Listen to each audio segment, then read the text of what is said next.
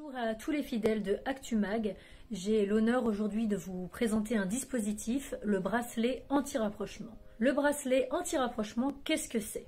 C'est une protection, c'est une aide supplémentaire des forces de l'ordre grâce à la géolocalisation. Depuis le 24 septembre 2020, environ 1000 bracelets sont délivrés progressivement, d'abord à Pontoise, Aix-en-Provence, Bobigny, Douai, Angoulême, et sera étendu sur l'ensemble du territoire français à partir du 31 décembre prochain. Afin d'assurer le contrôle à distance de la sécurité d'une victime de violence conjugale face au danger de son conjoint ou ex-conjoint violent, les juges et procureurs de la République seront habilités aux sanctions suivantes. Dans le cadre d'une procédure pénale, d'un jugement, d'une condamnation, le juge d'instruction est en mesure d'imposer au conjoint violent ou condamné le bracelet anti-rapprochement pour sécuriser la victime et éviter les actes de violence, les représailles et les féminicides. Les féminicides, je vous rappelle que ce sont des meurtres. Dans le cadre d'une procédure civile, le juge des affaires familiales qui constate que la victime est en danger peut demander un contrôle judiciaire. Pendant ce contrôle, le juge pourra demander au compagnon jugé violent par son concubin son autorisation d'accepter le port du bracelet. Si le supposé auteur des violences conjugales refuse, beaucoup se posent cette question. S'il refuse et que le juge estime que ce refus peut mettre en danger la vie de la victime, il pourra alors saisir le parquet pour une enquête pénale à l'encontre de l'auteur. Grâce à cette enquête pénale, le juge des affaires familiales pourra imposer le port du bracelet anti-rapprochement, s'il estime évidemment qu'il est nécessaire de le porter.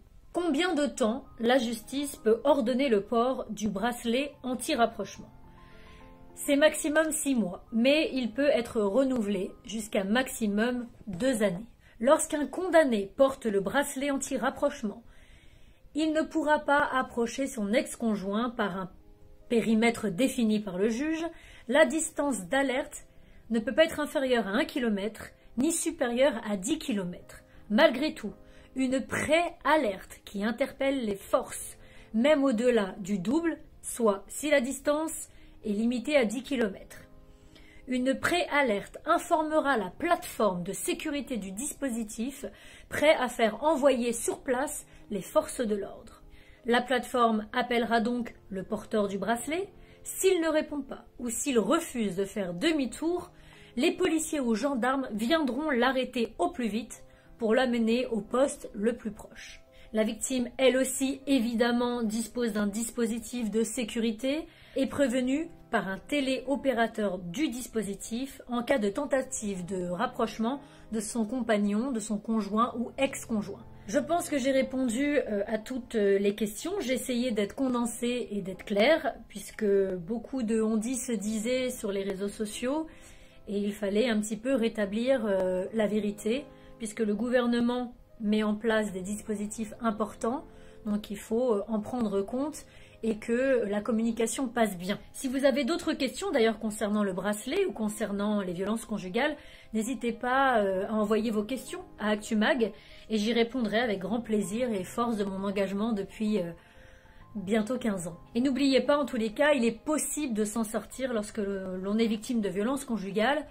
Je m'en suis sortie, je ne suis pas plus forte qu'une autre personne, que vous-même. Je ne suis pas plus forte, alors si j'ai pu, vous le pourrez et vous le pouvez. Je pense fort à vous et surtout, n'oubliez pas, ensemble, très important, ensemble.